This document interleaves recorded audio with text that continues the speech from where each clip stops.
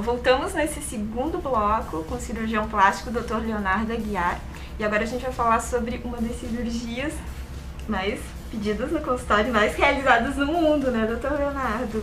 Que é a implante de silicone. É isso, né? São muitas dúvidas, né? Mas eu acho que a primeira dúvida é a escolha do cirurgião, tá certo? Né? Não tem como acontecer uma cirurgia sem escolha do cirurgião, né? O que é importante? Nick, o que a gente fala muito, primeiro, você tem que conhecer o cirurgião e o trabalho que ele tem feito. E primeiro, né, tem que ser cirurgião plástico, né? Esse é um ponto muito importante. Né? Não pode ser, né? Eu acho que só cirurgião plástico pode realizar cirurgias de prótese de silicone? Prótese de silicone ou outro tipo de cirurgião plástico? Alguns mastologistas também podem fazer isso, mas com esse cunho estético, com essa habilidade, quem está mais apto nesse momento é o cirurgião plástico. Né? Então, se você está buscando uma cirurgia plástica, então como que você faz? Você vai lá no site da Sociedade Brasileira de Cirurgia Plástica, digita o nome do médico e vê se ele está registrado, se ele é membro da Sociedade Brasileira de Cirurgia Plástica.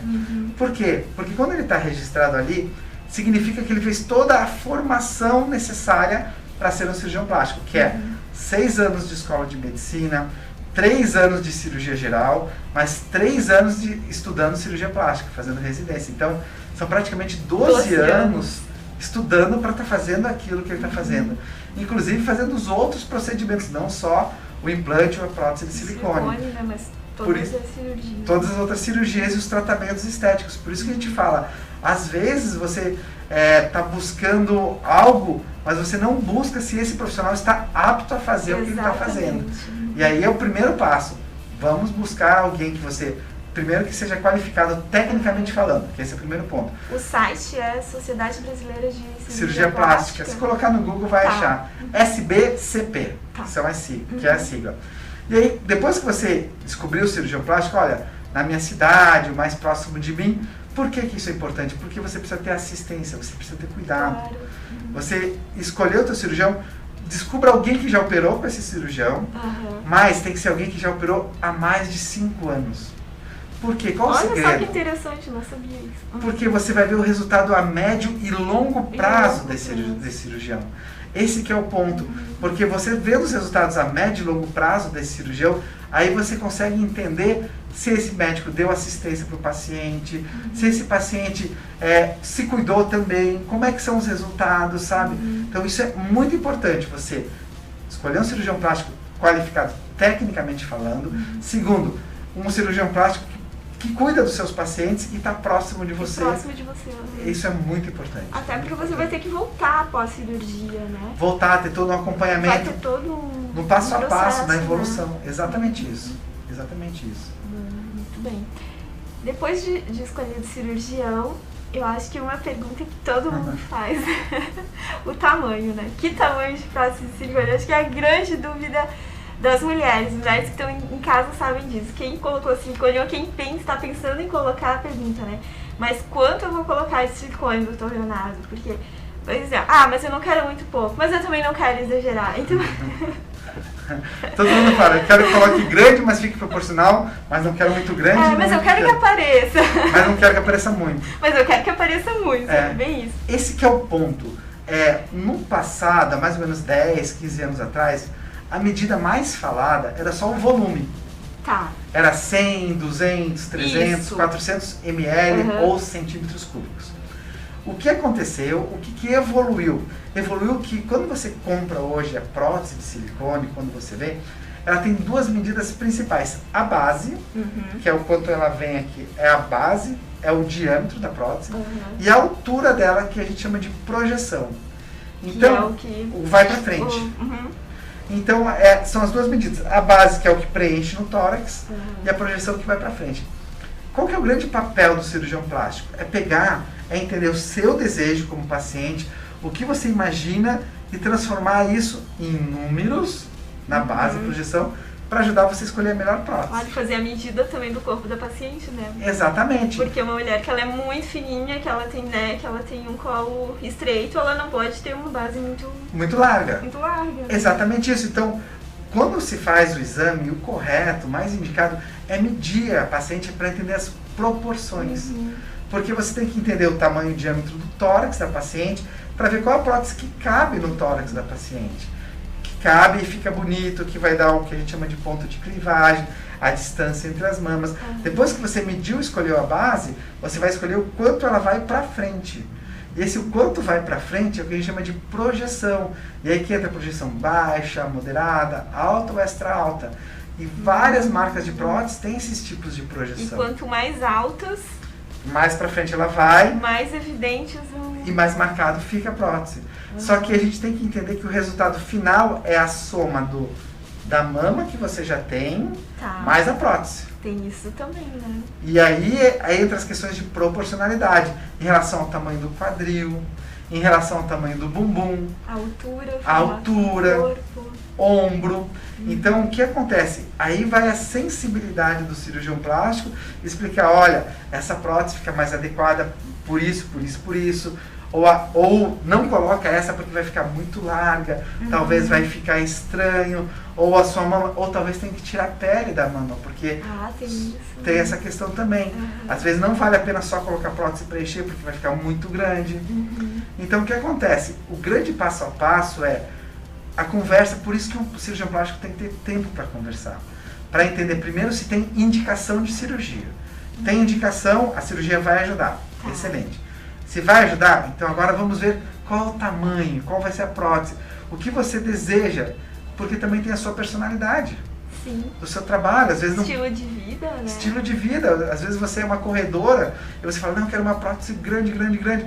Mas aí o cirurgião plástico vai falar assim, não, mas espera aí, você corre, ou você atende o público, então vamos tentar chegar num ponto em comum. Isso que é o artesanato, é o trabalho da sensibilidade do cirurgião plástico. Então, isso diz assim, 500 ml, nossa, 500 ml é muito. Mas às vezes não, né? Dependendo do corpo e como você acabou de explicar, talvez seja o ideal, né? Do corpo, da altura da paciente, às vezes do diâmetro do ombro. Porque agora a gente tem que esquecer um pouco esses números, né? De volume, sim. De volume, né? Agora a gente vai mais para as medidas. O volume é a consequência. É consequência. Exatamente acho que isso. Tá muito no inconsciente das mulheres esse negócio de volume, né? De volume, né? Por isso que às vezes você fala com a sua amiga, botei 300. E aí uma amiga botou, mas o teu 300 nem parece tão grande quanto o meu. Isso acontece mas muito. 300 é diferente. Mas que 300 que você colocou? Primeiro, de qual marca e qual projeção dos 300. Então é isso que faz a grande diferença. Então tá, meninas, vamos esquecer esse negócio de números agora. Outra coisa, formato. Então. Que também é uma coisa que, né? Qual formato colocar? Colocar redonda. Colocar o gota, o formato anatômico. Antes, era muito comum, nas primeiras próteses que surgiram, elas tinham basicamente dois formatos. Ou elas eram bem redondas, tipo uma bola que eles falam. Que a gente, assim, fala normalmente formato bola, né? Isso, redondo. Que era bem redondo e bem projetado, assim. Essas existem ainda? Ainda existem. É o mais próximo das próteses chamadas extra altas. E a outra que era formato tipo gota, onde a parte de baixo era maior que a parte de cima, como se fosse uma gota mesmo. Imagina uma gota em pé, ela faz esse desenho, embaixo era maior. O que aconteceu? Quando surgiram as próteses de várias alturas ou perfis diferentes, essas gotas saíram caíram em desuso. Porque você consegue ter... não cumpria a função, né? Exatamente. Então hoje praticamente são poucos os pacientes que colocam essa prótese de perfil chamado gota ou perfil anatômico ou perfil natural, e eles agora a gente acaba escolhendo as alturas baseado na quantidade de mama do paciente e nas medidas do paciente, nas projeções. Isso que é o interessante hoje, o trabalho é esse. Uma consulta aqui, né, doutor? Sim, uma consulta online para todo mundo. Assim. Uma consulta para... Mas sabe que é importante a gente falar isso? Porque isso a gente ajuda a educar as pessoas e a trazer um outro nível de conhecimento. Sim, elas já vão mais preparadas. Com certeza. Consulta daí, né? Essa é a nossa função de comunicador e de médico. Porque a gente está democratizando o conhecimento. Quando eu trago um conhecimento técnico como esse, numa linguagem fácil para as pessoas, leve e divertida até, elas vão entender e falar, não, peraí, então agora eu já sei. Não quero só botar 100, 200 ou 300. eu quero colocar uma prótese que fique uma distância legal entre elas, que preencha, mas não preenche muito. Não saia muito para lateral. Que apareça, mas não apareça muito. Exatamente, você já consegue traduzir isso. Isso é muito legal. É uma oportunidade bacana do que a gente está fazendo hoje. Eu te agradeço. Doutora, falando um pouquinho também sobre, eu acho que é uma dúvida, né? As mulheres estão muito preocupadas com a cicatriz. Ah, isso. Né? Que não querem que apareça. Com o tipo de incisão, assim, que vai ser feita, né? Então, basicamente, existem 3 tipos de incisão, de cicatrizes, porque a prótese tem que entrar no corpo das pessoas. Tem a prótese que pode ser pela cicatriz na axila, que é embaixo do braço, pode ser no sulco da mama, que é embaixo da mama, ou ao redor da auréola, bem na junção do pigmento, assim, a gente chama de periareolar. Isso depende muito de cada paciente, depende do tamanho da prótese também que vai ser colocado, e depende do tamanho da prótese, do paciente e dos objetivos que o paciente tem com essa prótese. A recuperação é a mesma? É praticamente a mesma. O que acontece? Cada uma tem uma característica diferente. Uma, por exemplo, a periareolar, ela fica mais escondida, ela não aparece no sulco, não aparece no biquíni. Porém, às vezes, ela pode dar algumas alterações de sensibilidade na borda da cicatriz. Quando é a cicatriz no sulco, ela pode aparecer quando levanta um pouquinho o braço. Na axila também fica mais aparente. Cada uma tem um pró e contra. Por isso que é importante conversar com o cirurgião.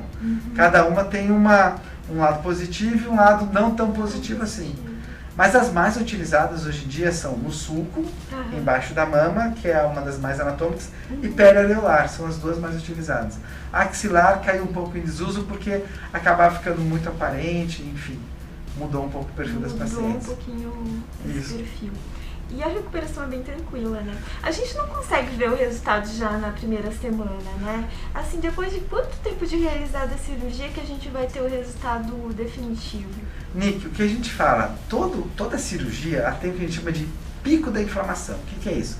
Entre o 3º e o 5º dia depois da cirurgia é onde o paciente está mais inchado. Então ele faz a cirurgia e ele vai inchando até o 3º e 5º dia. Então por isso que daí ali vai parecer que a mama está maior ou qualquer outra cirurgia vai estar inchada. Depois, até entre o 5º e 15º dia, que ela começa a desinchar. Que o paciente começa a entrar, entre aspas, no aspecto normal. O resultado final que a gente vê das mamas é entre 3 a 6 meses. 3 a 6 meses. Que ela vai moldando, vai que modificando. Ela vai ficar com aquele aspecto tamanho, final, né? Exatamente. Mas não é só da cirurgia das mamas, da maior parte das cirurgias também. Né? Doutora, assim, pra gente finalizar, né, não posso deixar de perguntar isso. As próteses, hoje elas têm uma durabilidade, elas estão vitalícias. Eu sei que as próteses mais antigas, você tinha comentado, né, de 10 anos atrás, elas precisam ser trocadas, né? Isso existe ainda? Antes, há um tempo atrás, vamos falar 10 a 15 anos atrás, todas essas próteses, eles recomendavam trocar a cada 10 anos. Tá.